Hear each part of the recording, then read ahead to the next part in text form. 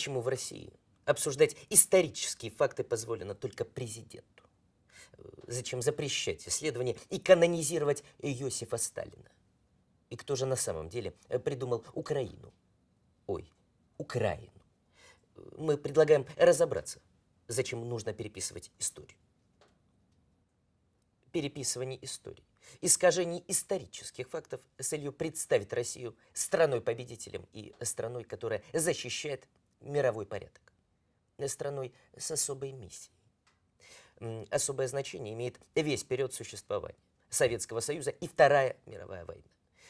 Великая победа. Вот уже 76 лет главное достижение моей внешней и внутренней политики.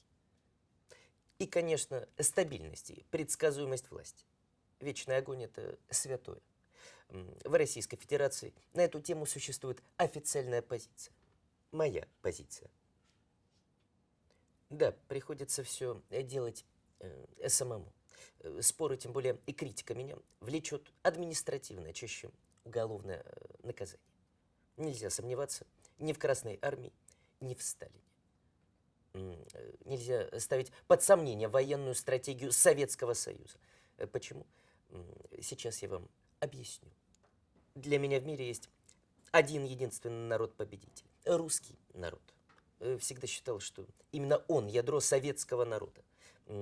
Еще в 2010 году я публично сказал, что мы, русские, выиграли бы Вторую мировую войну и одни, без помощи советских республик.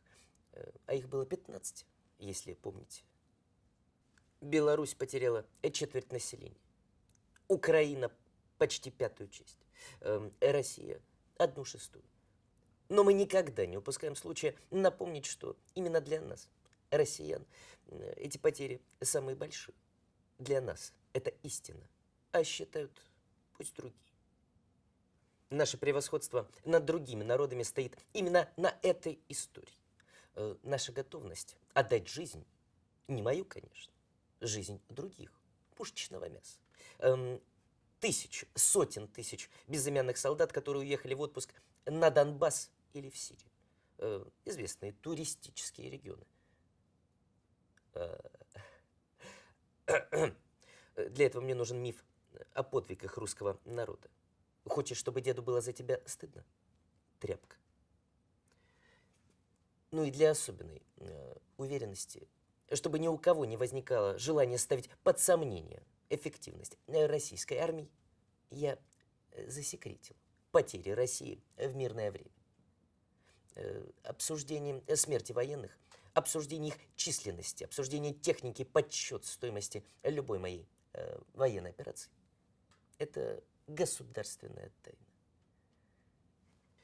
Не подвергайте сомнению это, если вы не готовы отправиться в тюрьму, потому что мы… Нет, вы заплатили слишком высокую цену, чтобы казаться победителем. Просто защищаю вас от разочарований. Узурпация побед. Напомню, Россия – единственный победитель во Второй мировой войне. Советский Союз – лучшее, что было в жизни России. Я вне подозрений. Помните, что бывает с теми, кто критикует меня. Не злите меня. Роль других республик в борьбе с Рейхом выносится за скобки.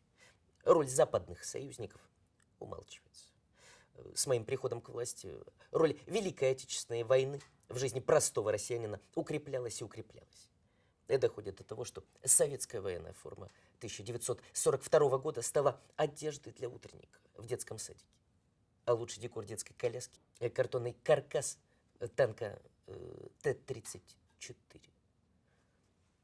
Мой народ готов отправить на смерть своих детей, потому что отдать жизнь за вождя – это почетно.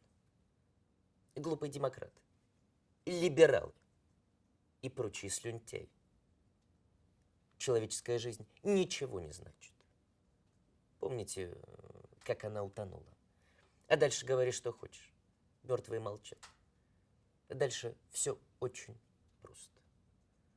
Я Владимир Путин, непререкаемый авторитет в глазах избирателей.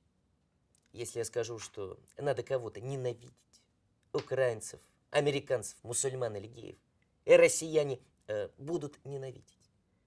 К черту подробности. Не надо ни открывать глаза, ни осмысливать здравомыслие того, что я говорю. Ведь в моем состоянии ты уже ничего не изменишь. Фашисты – очень удобный термин. Любой россиянин скривится при его упоминании.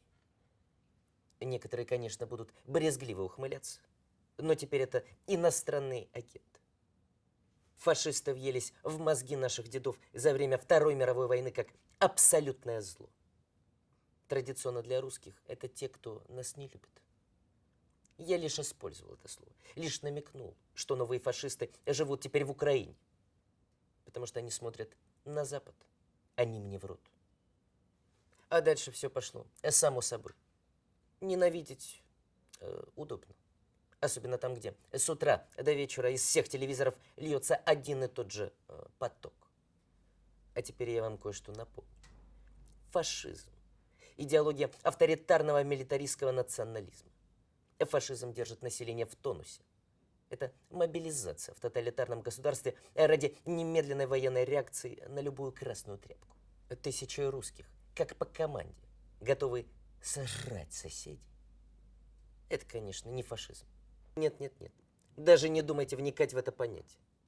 Это священное право принадлежит только мне. В противном случае промывание мозгов потеряет свою силу. И вы вспомните, что такое здравый смысл и человечность. Российская пропаганда. Из всех искусств для меня важнейшим является телевидение. Российские журналисты – самые честные и правдивые журналисты в мире. Если вы мне верите, вы враг. В России абсолютно все СМИ так или иначе принадлежат государству. Денег достаточно. Они текут прямо из нефтяной трубы. Если не хватает, добираем из газовой. Крупнейшие информационные холдинги, такие как ВГТРК, вещают на территории всего постсоветского пространства. Причем чаще всего бесплатно для потребителя. Кушайте, не испачкайтесь. Россия заплатит за ваши мозги. Я заставлю вас поверить в любую чушь от нападения НАТО на Россию до святости Натальи Поклонской. Да-да, и как в том анекдоте про Наполеона. Если бы у меня была газета «Правда», никто не узнал бы про Ватерлоу. Russia Today – это не ругательство. Это самый убыточный российский медиахолдинг. Работает в Европе, США и других зарубежных странах. Денег не приносит. Зато вони от него. Его глава Маргарита Симонян. И журналисты чаще всего проводят антигосударственную информационную политику в тех странах, где вещают. Критикуют вакцинацию, демократию, экономические реформы. Главное, чтоб я выглядел лучше всех. На Западе всегда все плохо. Россия лучше. Москва – это витрина. Посмотрите, насколько хорошо живет наша огромная и разнообразная страна. Шикарная, цивилизованная, прогрессивная. Вы верите в то, что видите? Снова и снова. Снова и снова. Даже если это подделка. Все это, включая меня. Откуда взялась Украина? Именно я, Владимир Путин, помог вождю мирового пролетариата Владимиру Ленину создать государство Украина. Конечно, в мягких мозгах тех, кто мне верит. А верить должны все. Царь вне подозрений. Для тех, кто сомневается, смотрите содержание предыдущих серий. В лучших традициях советской номенклатуры я еще не Брежнев со своими 9 томами, но все-таки лучший историк современной России. С 2014 года я в каждом большом публичном выступлении провожу мысль, что Украина – искусственно созданное государство, которое было подарком Советского Союза. Я могу забрать этот подарок в любой момент. Неважно, что думают сами украинцы. И неважно, что говорит международное право про границы государства и его независимость. Вы же понимаете, если мы аннексируем украинский Крым, это самоопределение. А если Япония спрашивает о Курилах, это посягательство на наше государство. Понимаете, про что я?